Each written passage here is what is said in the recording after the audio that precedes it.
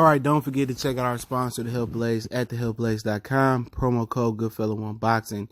Get you 18% off the 100% all natural products. Website, promo code, description. Thanks. All right, man, we back. Goodfellow Sports TV. We in the building. Appreciate everybody for checking in. Make sure you hit that subscribe button, bell icon button.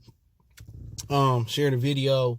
And Zion and Lonzo, next great duel in the NBA. And I'm going to tell you why Zion and Lonzo works. And Lonzo and LeBron didn't work. All right. I know a lot of people making a big fuss about, LeBron moving to point guard this year and he going to average a triple-double. LeBron always been the point guard. Point forward, primary ball handler. LeBron's always been that. What is Lonzo good at? He's good with the ball in his hands, and neither one was able to make the adjustment to be better off ball because Lonzo jump shot, that weird jump shot, he not good off the ball. He can defend, he can rebound, but at the essence of Lonzo game, he's an all-around point guard. He's a facilitator, playmaker, he able to facilitate. And LeBron's never wanted anybody to facilitate for him. And that's what people got to realize. Kyrie Irving, he didn't let him facilitate. People point to the numbers, and Kyrie took more shots than him, and this and that, and that and this. Man, when it's time to win, LeBron had his ball in his hand, unless he wanted Kyrie to save his ass, And Lonzo was a point guard.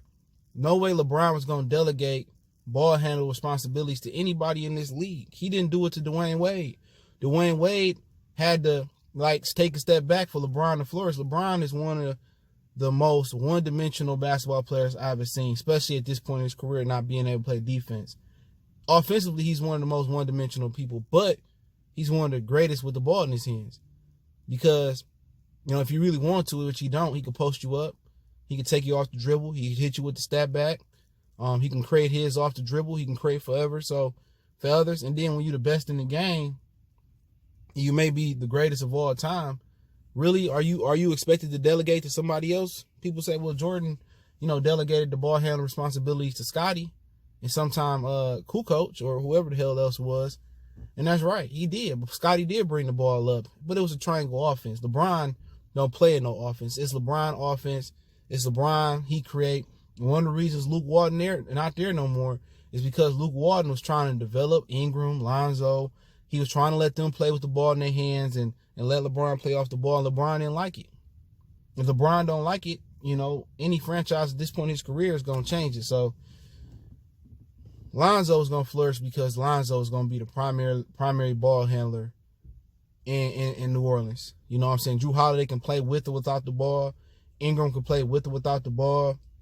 Lonzo can play with or without the ball. Zion can play with or without the ball. Nikhil Gilgeous-Alexander, whatever his name is, he can play with or without the ball. So you're going to be able to have Lonzo being able to do what he can do. In his rookie year, he did a lot of that, man. He had a lot of games where he had triple doubles. He had games where he had like 20 points and 10, 20 rebounds or whatever the hell it was. And that's when he running. When he at his best, he running and gunning, he facilitating. And with Zion needs somebody to facilitate for him at this point in his career until he fully develops. LeBron don't. The reason Chris Bosh didn't flourish under LeBron, the reason Wade didn't flourish under LeBron, and the reason Kyrie wasn't happy was because, they wasn't happy because, Kyrie wasn't happy because he wanted to be a point guard and he was being the off guard. So Zion is going to flourish. Lonzo going to flourish because he's going to be able to play his natural position. You know what I'm saying?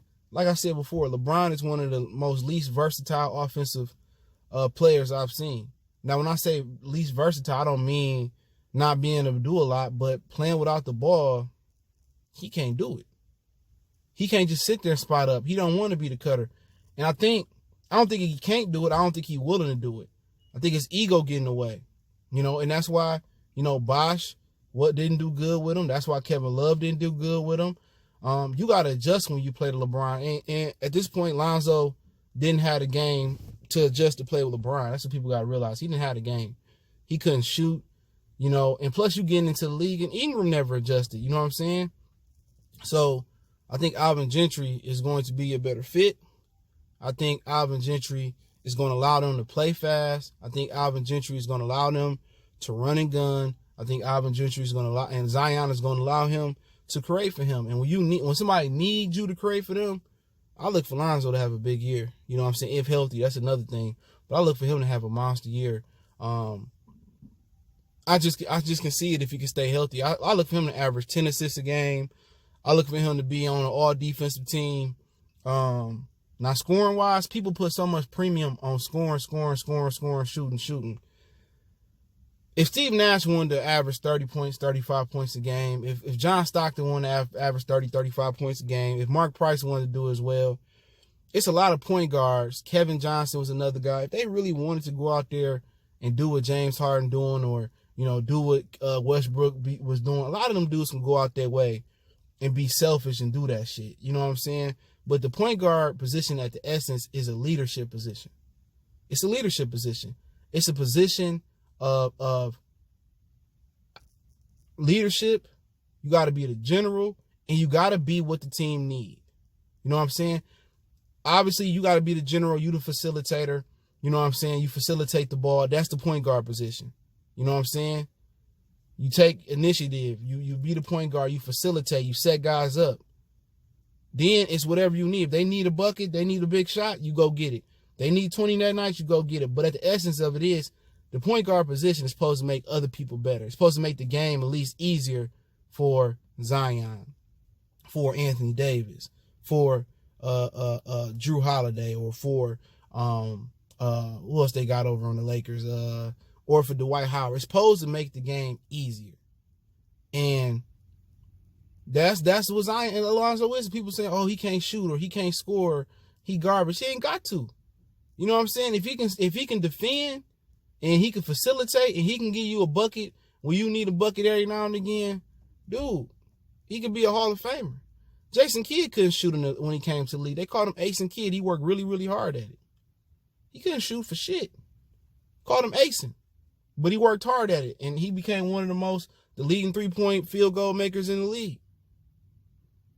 So when I hear people thinking as a point guard, you got to average 25, 30 points a game, no, you don't. If you go out there and get 15, 10 assists, 8 assists, and you get your few rebounds, Lonzo is phenomenal in every category not named shooting the ball or scoring the ball. You know what I'm saying? Phenomenal rebounder at his clip. Jason Kidd was a phenomenal rebounder as a point guard. A playmaker, phenomenal playmaker. You know what I'm saying? Jason Kidd was phenomenal playmaker. On-ball defender. I think he on his way to being phenomenal. Jason Kidd, younger Jason Kidd, on-ball, guarded prime Kobe, played the passing lanes well. Like everything he marks off in, except for shooting the ball and just offensive aggression for him.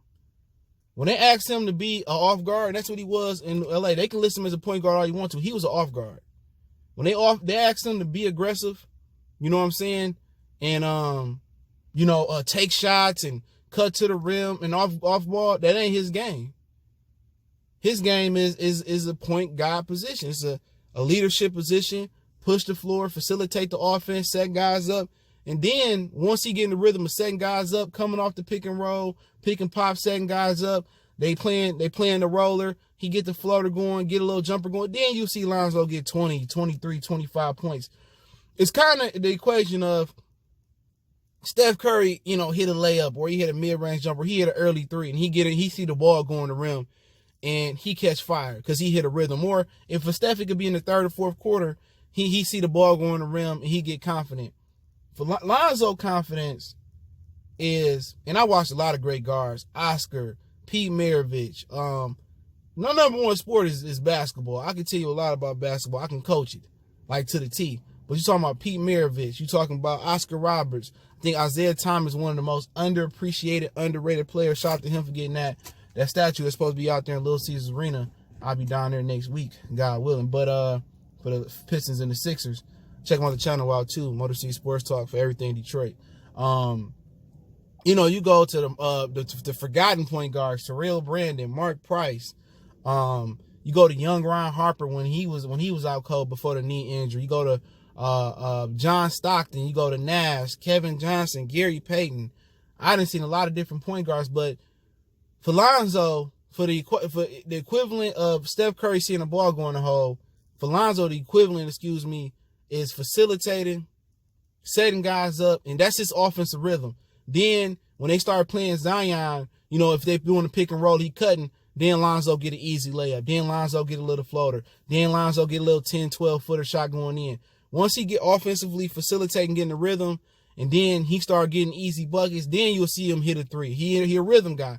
His rhythm don't just start with the ball going in the hole, which it could. His rhythm started with being comfortable in the offense and doing what he do best, is facilitating, setting up his teammates. So I think Zion and Lonzo are going to be a great duo as long as they both stay healthy.